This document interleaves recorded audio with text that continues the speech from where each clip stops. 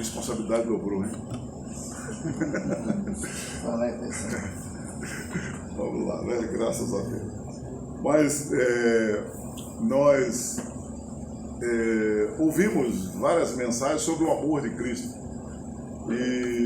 E agora nós estamos, né, com a incumbência de falar sobre a cruz de Cristo. A cruz de Cristo.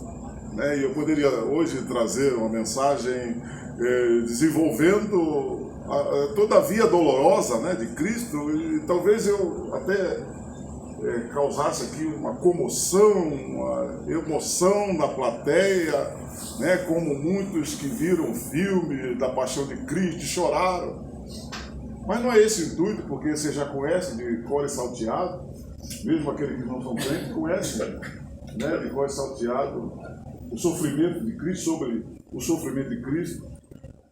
Mas hoje nós queremos falar sobre a cruz de Cristo, sobre o que representa a cruz de Cristo. Porque é muito bom falar sobre as bênçãos de Deus, é muito bom falar sobre aquilo que Deus faz para nós, que nos dá, né? É muito maravilhoso. Mas isso não é a essência do Evangelho. A essência do Evangelho é a salvação através do sacrifício de Jesus Cristo na cruz do Calvário.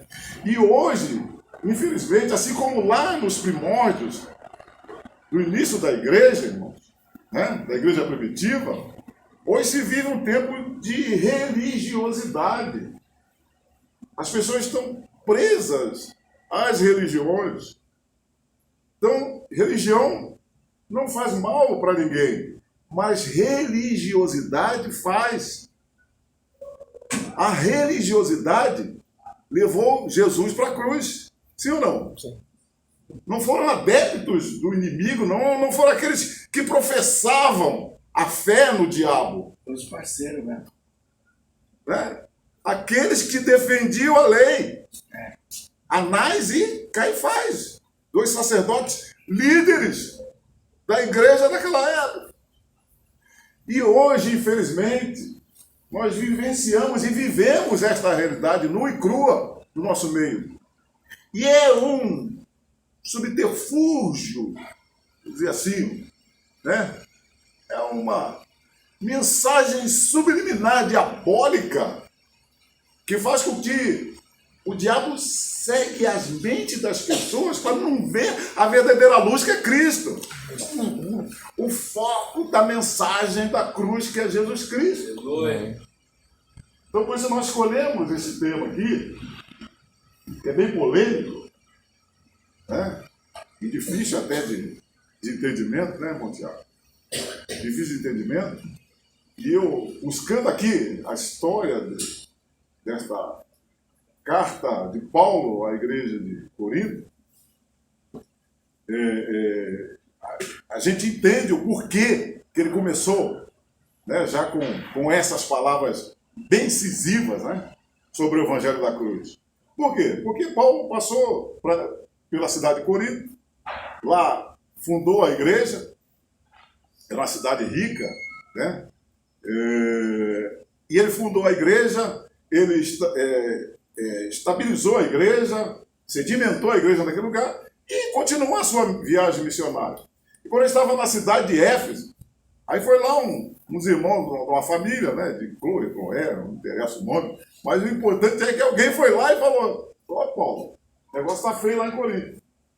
O negócio, como diz o outro, a cuíca roncou lá em Corinto. Né?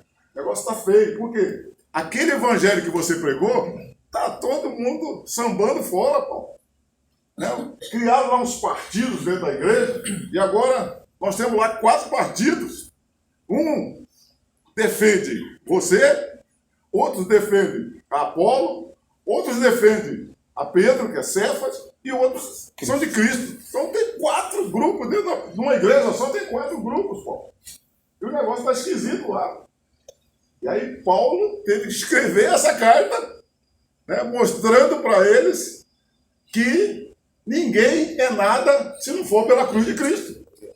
Por isso que ele começou, né, dizendo essas palavras incisivas, né, e trouxe um resultado para daquela igreja. Por que isso?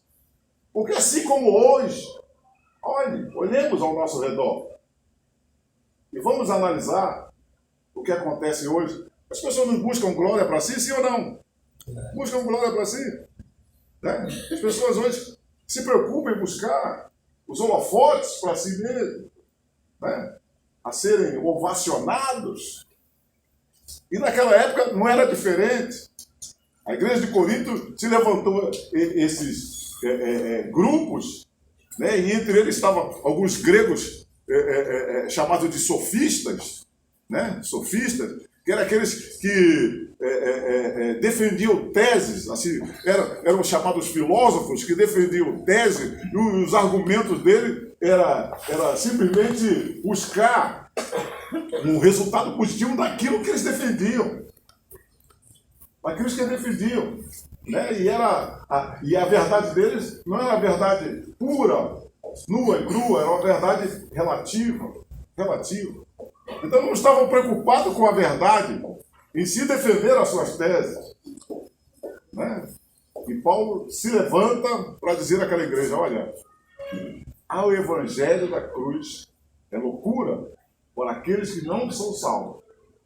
Mas para nós que somos crentes, que servimos ao Senhor, é poder de Deus. Amém. Então, essa manhã, né, o texto básico e a mensagem que eu quero deixar para você é exatamente essa. Que não adianta nós termos uma religião. Estou dizendo isso porque eu fico ali na frente e pessoas, irmão Gerson, me perguntam, a igreja lá como é o nome? A igreja aqui, estou falando a igreja lá, a igreja aqui. Como é o nome da igreja lá? Qual é a igreja que está fazendo o culto lá? A Igreja de Jesus. Isso aí. Então nós, aqui não tem denominação. A nossa preocupação básica aqui é mostrar o caminho. E o caminho é Jesus. Não tem outro caminho. Ele disse, eu sou o caminho, eu sou a verdade, eu sou a vida, e ninguém vem ao Pai a não ser por mim. Aleluia. E nós não devemos, né, banalizar a mensagem da cruz. Porque hoje, infelizmente, de uma maneira genérica, o evangelho da cruz está sendo banalizado. Porque as pessoas vão para a igreja não para ouvir a palavra da cruz, a palavra que muda, a palavra que tem poder para mudar o nosso interior. As pessoas querem mudar o seu exterior. Quantas pessoas buscam mudar o seu exterior, talvez mudando a sua imagem para ser feliz. Mas mudança de imagem não traz felicidade. É o inverso. A felicidade é que traz a mudança de imagem. E para você ter essa verdadeira felicidade, você tem que ter Jesus no coração da sua vida. Glória a Deus! Não adianta. Não tem outro caminho, não tem outra escolha. É Jesus e acabou. Ou é Jesus ou é nada. Não tem meio termo, não tem. É Jesus. E a mensagem da cruz é essa. E esta mensagem, como diz Paulo aqui nessa carta, esse sacrifício da cruz, né, ele já estava preordenado desde a fundação do século. Veja bem que Paulo, dando continuidade a este sermão e essa exortação à igreja, ele diz assim, capítulo 2, e eu, irmãos, quando fui ter convosco, anunciando-vos o testemunho de Deus, não fui com sublimidade, de palavras ou de sabedoria, porque nada me propus saber entre vós, senão a Jesus Cristo, e este crucificado.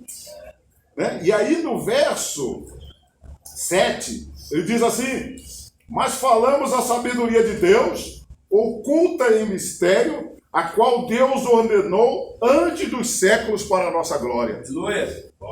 Então, o sacrifício de Cristo, esse sacrifício vicário e salvífico, porque não há salvação se não for no outro nome. É no nome de Jesus. Amém. Mas Deus é o Pai, Deus é o Senhor de todos, Deus domina sobre tudo, sobre todos. Mas Deus outorgou a ele este privilégio de salvar o mundo. Salvar o mundo através do seu sacrifício na cruz do Calvário. Então, meu irmão, o que nós temos que entender? Nessa palavra, breve palavra de reflexão. é que, talvez eu pudesse trazer uma palavra aqui, né, de bênção, receba a chave, o ouro, e vai por aí fora, e estava todo mundo dando fundo. Mas é assim mesmo que eu quero, seja olhando tudo para mim com cara de ué. Tudo assim, ó. O que eu quero? O que eu quero que vocês entendam? Que salvação é através de Cristo. Glória a Deus! E é através Amém. do sacrifício de Cristo. Amém. O Tiago, com muita propriedade, inspirado pelo Espírito Santo, trouxe uma palavra aqui na quinta-feira passada. Eu lembro muito bem que ele enfatizou bem que o coração do homem é uma fábrica de ídolos. Eu lembro dessa. O coração do homem é uma fábrica de ídolos. O coração, o homem, ele se apega a qualquer coisa visível, palpável. Ele quer ver, não adianta. Nosso coração, ele tem essa tendência. Moisés subiu para um monte, ficou 40 dias, quando voltou já tinha um bezerro lá, todo mundo adorando o bezerro de ouro. Pô, só porque o camarada sumiu 40 dias só, irmão. Já meteram um bezerro lá, vamos adorar esse bezerro. Então é assim o coração do homem. E Deus, conhecendo o intento do coração do povo, já sumiu com o corpo de Moisés. Você vai morrer, mas... E o diabo ainda foi lá brigar, falou, me dá esse corpo aí. Tá lá em Judas. Me dá esse corpo aí que eu vou fazer. Com certeza eu queria fazer lá um símbolo lá, colocar o corpo de Moisés lá para o povo idolatrar, porque a função do diabo é exatamente essa, é tirar o foco da adoração do homem a Deus, porque Deus criou o homem para adorá-lo e bendizê-lo. E o diabo, ele tenta a todo momento, então ele foca nisso, e ele não desiste. Vai até o fim, lutando. Já sabe que está derrotado, mas vai até o fim. Lutando para tirar esse foco. Esse foco. Então, irmãos, essa manhã nós temos que entender que Jesus morreu na cruz, foi crucificado na cruz para perdão dos meus pecados. Para que hoje eu tivesse a oportunidade de estar aqui nesta manhã, ouvindo a palavra do Senhor, o Evangelho que liberta, o Evangelho que cura a alma, o Evangelho que cura o físico, o Evangelho que transforma, o Evangelho que regenera e que transforma o mais vil pecador em uma nova criatura. É este o Evangelho. É este o Evangelho. O Evangelho da cruz de Cristo. Então, é esta palavra que nós queremos pregar e deixar nesta manhã, para vocês. Paulo, e eu lembro muito bem que eu tinha um comandante no quartel, um oficial, que ele era judeu, Ele era judeu.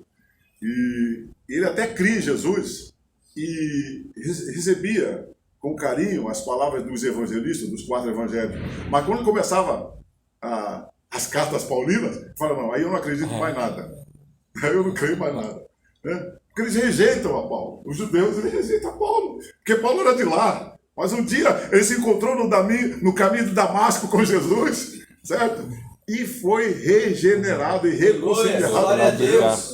Os seus olhos se abriram. Precisou ficar cego. Chegava muito, mas precisou ficar cego. Escamas nos olhos, para depois o Espírito Santo falar para Ananias, vai lá, na rua direita, lá que tem um camarada lá chamado Saulo, tá cego. Você vai lá, ora por ele, certo? Ananias tremeu na base, porque eu também tremeria. O cara matava tudo quanto é crente. Aí Deus manda, o Espírito Santo manda o camarada ir lá no matador. Aí eu falei, não, esse cara é o Senhor. Só manda ele lá. Esse camarada aí matou, foi gente. Vai cortar meu pescoço. E as palavras do Espírito Santo foram essas. Vai, certo? Porque este é para mim um vaso escolhido. Amém. Para Glória a pregar a Deus. salvação gentil.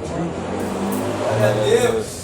Então, irmãos, é isso que o Evangelho faz. Transformação de vida. Transformação de vida. Paulo, nas suas cartas, ele deixa claro isso. Olha, Gálatas capítulo 6, verso 14. Vou até ler para não errar. Às vezes eu posso falar e a mente pode fugir um pouco. Mas no livro de Gálatas, Paulo, quando escreve a sua carta a essa igreja da Galácia, foi por essa causa também. Ele começa a carta dizendo, eu estou maravilhado, hein? Que vocês depressa, vocês passaram do evangelho que eu preguei para o outro. Eu estou abismado nessa maravilha aqui, quer dizer, eu estou abismado no verso 6 do capítulo 1. Ele falou, maravilha-me que tão depressa passais daquele que vos chamou a graça de Cristo para outro evangelho, o qual não é outro, mas há alguns que vos inquietam e querem transtornar o evangelho de Cristo. Não é isso que acontece hoje? Transformar. Tirou a essência da palavra da cruz. Pois a bênção ficou mais importante do que o abençoador. Hoje eu achar a Bíblia como uma mina de tesouro, meu irmão Sander, eu misturei Wagner com Sander, não ficou Wagner Sander, né? Eu achar a Bíblia como uma mina de tesouro, e você começar a escavar aqui, cavucar, como diz o caipira, isso aqui é uma mina de tesouro. Mas é uma mina de tesouro que tem um dono. Aleluia. Tem um dono. Esse tesouro aqui tem um dono. E aí, o que o ser humano faz? Ele banaliza o dono e fica com o tesouro. É o que ele faz hoje. Ele deixa de valorizar o dono da mina e agora valoriza somente o tesouro. As pessoas hoje estão em busca de tesouro. É bênção. E não é errado. Não é errado porque Deus dá. Deus dá um som da cura. Deus dá prosperidade. Deus arruma casamento. Né? Arruma lares desordenados, desajustados. Deus faz tudo isso na nossa vida. Mas a maior importância da pregação da palavra é o evangelho da cruz de Cristo, que transforma criaturas. Aleluia. Que transforma criaturas. Né? A essência do evangelho é isso, meu irmão. É você ser transformado. E para terminar, senão a gente vai longe aqui, né, Montiel? É isso aí. Pois não, meu Deus dá quando Ele quer. Nem tem isso. Não adianta a gente pedir, achar, tal, não é assim, não. Deus dá para quem Ele... Deus opera o seu querer e o seu efetuar em nós segundo a sua vontade. Né? Então Deus opera em nós o seu querer e o seu efetuar segundo a sua vontade. A vontade de Deus, existem duas vontades de Deus, a vontade diretiva e a vontade permissiva. A vontade diretiva de Deus é aquela que ele determina. Certo? Ele determina e acabou. E a vontade permissiva de Deus é aquela que permite. Permite. Tem coisas que Deus permite acontecer na nossa vida. Mas é lógico que sempre segundo a sua vontade. Não foge da vontade dele. Não foge. Será sempre segundo a vontade de Deus. Aleluia. Glória a Deus. Então, irmãos, para a gente entender que a igreja da Galácia também começou, né, a focar outro evangelho, e aí Paulo escrevendo para a igreja da Galácia, no capítulo 6, verso 14, ele fala assim, mas longe de mim, esteja de mim gloriar-me, a não ser na cruz de nosso Senhor Jesus Cristo, pela qual o mundo está crucificado para mim e eu para o mundo. Aleluia. E aí no verso 20 do capítulo 1 dessa mesma carta, ele fala assim, eu já estou crucificado com Cristo. E agora não estou vivendo mais eu, mas Cristo agora vive em mim. Glória a Deus. E a vida que agora eu vivo pela fé em Cristo Jesus. O que ele quis dizer com isso? Para mim não interessa mais nada desse mundo. Para mim não interessa os valores desse mundo. Agora eu morri para o mundo. Eu morri para o mundo. Quando Jesus subiu, nós cantamos aqui, né? Escolhemos um hino hoje que fala exatamente essa mensagem. Depois da cruz do Salvador, mudou a história da minha vida. Sabe? Quem era eu antes de Deus? Mas pela cruz, a sua graça me reviveu. Amém. Porque estávamos todos mortos em pecados.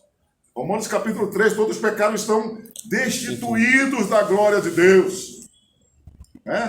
Destituídos, estavam todos destituídos. É por isso que Deus aniquilou o primeiro homem adâmico para levantar o segundo, Jesus Cristo.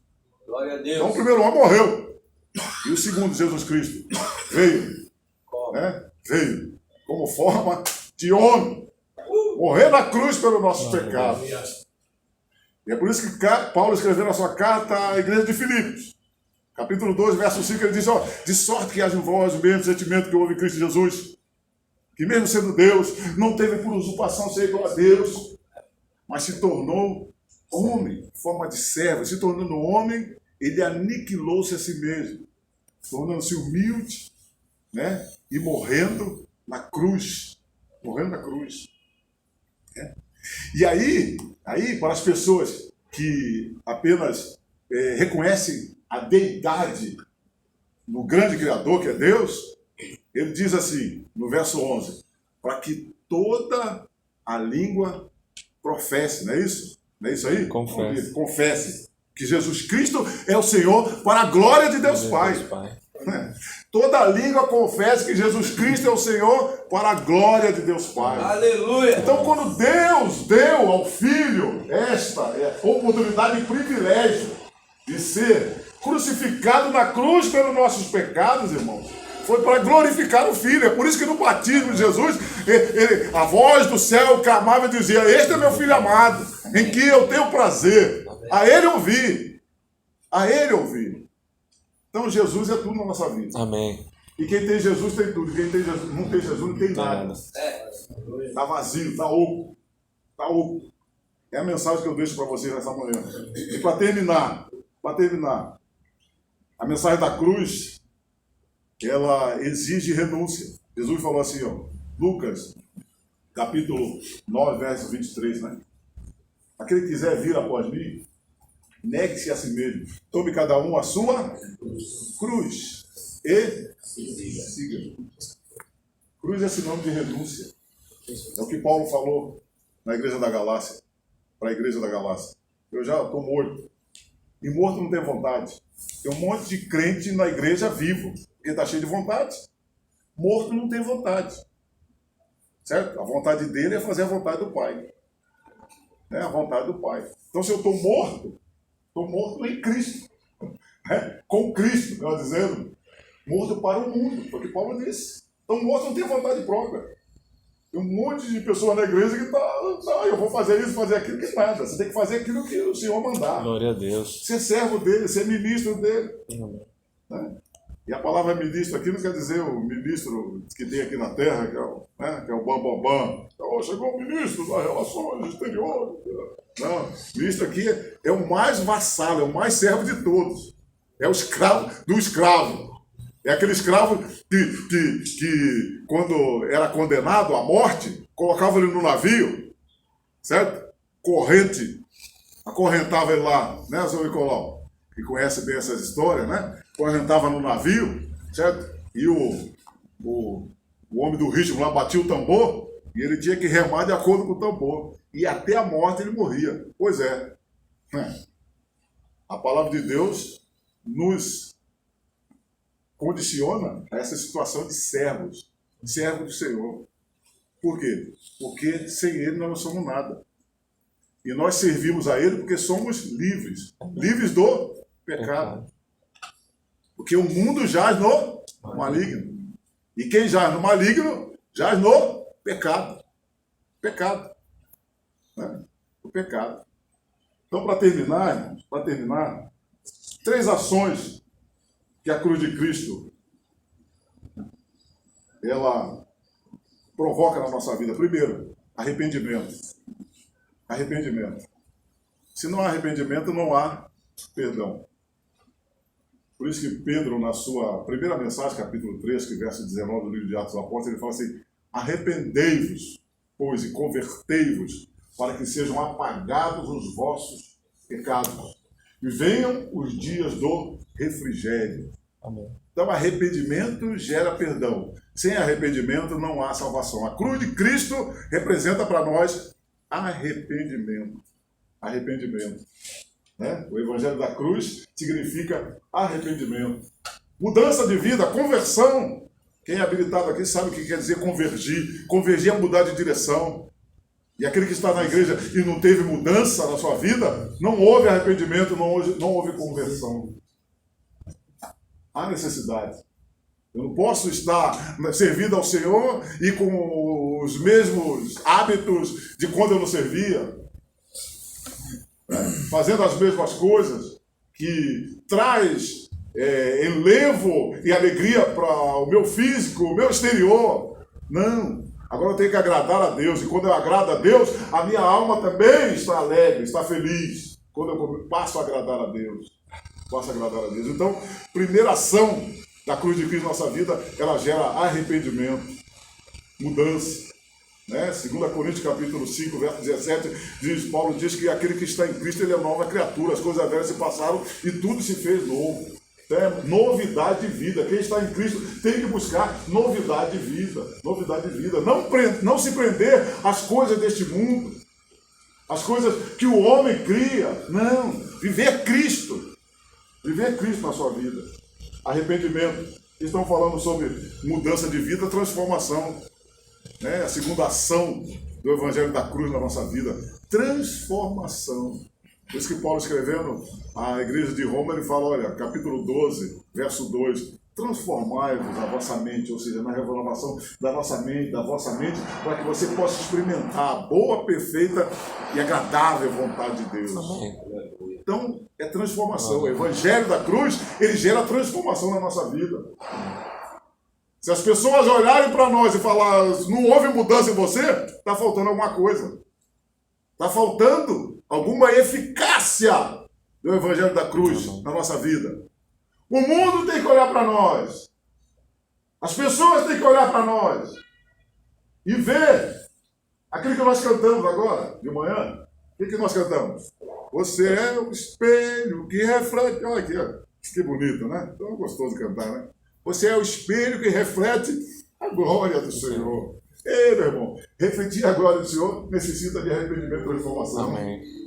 Necessita ter arrependimento e transformação. E é o Evangelho da Cruz que gera isso na nossa vida, no nosso coração. Transformação viva e eficaz. Mudanças de hábitos. Não é pedir para Deus 5 minutos que o velho homem, o cangaceiro, vai voltar e eu vou meter bala agora e vou riscar a faca. Não, isso não existe. Não existe mudança de hábito, transformação, arrependimento eficaz. O Evangelho da Cruz também, ele gera reconciliação. Nós somos reconciliados com Deus através de Jesus Cristo. Hoje, não há necessidade de nós estarmos submissos ou atrelados a alguém para interceder por nós. Hoje nós temos livre acesso a Deus. Aleluia. Através de Jesus Cristo. Glória a Deus. A cruz de Cristo nos reconciliou com Ele.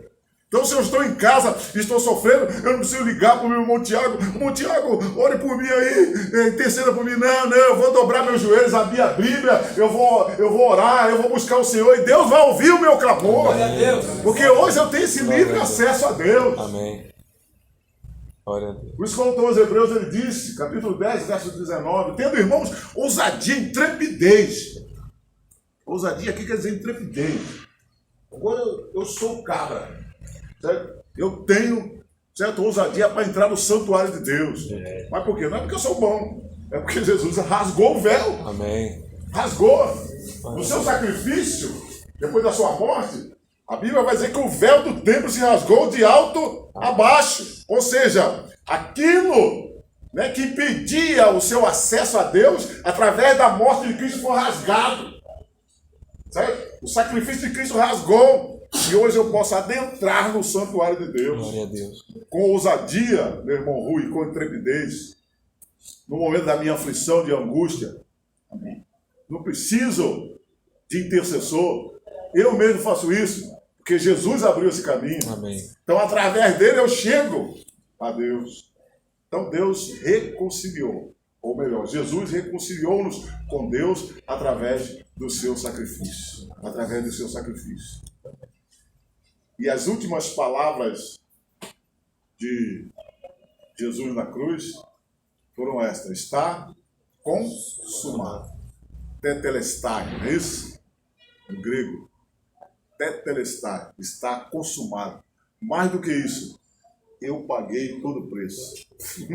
Quando ele disse assim, ó, está consumado, fala, eu paguei tudo. Aleluia. É por isso que Paulo também escrevendo a igreja da Galácia, para terminar, né? Melhor dizendo, a igreja de Colossos, capítulo 2, verso 14, ele diz assim, ó, havendo, quando ele está admoestando, advertindo os irmãos acerca das falsas doutrinas, ele fala assim, ó, verso 12, 13 e 14. Sepultados com ele do batismo, nele também ressuscitaste pela fé no poder de Deus que o ressuscitou dos mortos. O Tiago falou sobre duas ordenanças aqui na última pregação. Batismo e Santa Ceia. Então está aqui o batismo. Né? Quando nós nos batizamos, nós somos sepultados com Cristo no batismo. E aí nós ressuscitamos. Desce o homem velho, adâmico, sobe uma nova criatura em Cristo Jesus. A simbologia do batismo é essa. E aí Paulo, escrevendo na igreja de Colossos, ele fala isso. Ó, sepultados com ele no batismo, nele também ressuscitaste pela fé no poder de Deus que o ressuscitou dos mortos. E quando vós estáveis mortos nos pecados e na incircuncisão da vossa carne, vos vivificou juntamente com ele, perdoando-vos todas as ofensas. Verso 14. Havendo riscado a cédula que era contra nós nas suas ordenanças, a qual de alguma maneira nos era contrária, e atirou do meio de nós, cravando-a na cruz. Glória a Deus. Aleluia. O diabo tinha uma nota promissória na mão, uma duplicata na mão, andando para lá e para cá e acusando você de dia e de noite. Aí Jesus veio, morreu na cruz e cravou tudo aquilo que era condenação para você lá na cruz. Rasgou essa cela, está rasgado. É por isso que ele gritou: Tetelestai, está consumado. Eu paguei o preço. Eu paguei o preço. Eu paguei tudo. E agora você é livre. Por isso que Paulo, escrevendo a igreja de Roma, capítulo 8, ele fala assim, ó, verso 1, nenhuma condenação há para aqueles que estão em Cristo Jesus, que não andam segundo a carne, mas segundo o Espírito. Amém? Amém. Então, meus irmãos, vamos dizer não à religiosidade. As pessoas hoje estão presas à religiosidade. E religiosidade mata. Religiosidade mata. Cristo Jesus da vida. Aleluia. Cristo Jesus é a vida. Então olhemos para Ele. Por isso que o autor aos Hebreus diz isso. Vamos olhar para Jesus. Capítulo 12, verso 2. Autor e consumador da nossa fé. Olhemos para Jesus. Vamos olhar para o Evangelho da cruz de Cristo. Não olhar para a cruz como símbolo de alguma coisa que vai preencher os nossos olhos. Não, olhar para a cruz como símbolo da salvação, do sacrifício de Cristo que nos redimiu, nos purificou de toda mancha, todo pecado, toda mácula, e nos abriu o caminho para que nós hoje tivéssemos acesso a Deus. Amém. Tivéssemos acesso a esta salvação gloriosa. Amém. E se você não fez isso ainda, Romanos capítulo 10, verso 9, confesse com a sua boca que Jesus Cristo é o Senhor. Certo? E você crê no seu coração que Ele ressuscitou dos mortos. É só isso. Se tu com a tua boca você confessar que Jesus Cristo é o Senhor, e no seu coração você crê que Ele ressuscitou dos mortos, então você será salvo. Olha, não precisa de mais nada, não precisa de sacrifício nenhum. Ele já fez. Ele já fez na cruz. O sacrifício da cruz nos deu esse livre acesso a Deus. Então, o que você precisa agora? Senhor, eu confesso o Senhor na minha vida como meu Salvador, como Senhor da minha vida, como o caminho que me leva ao Pai. Certo? E creio que o Senhor ressuscitou dentre os mortos, e assim também eu quero, no dia da redenção, ser ressuscitado para estar com o Senhor. Faça isso no seu coração e com certeza você será salvo em nome de Jesus. Amém. Deus em Cristo nos abençoe. Amém. Em nome de Jesus.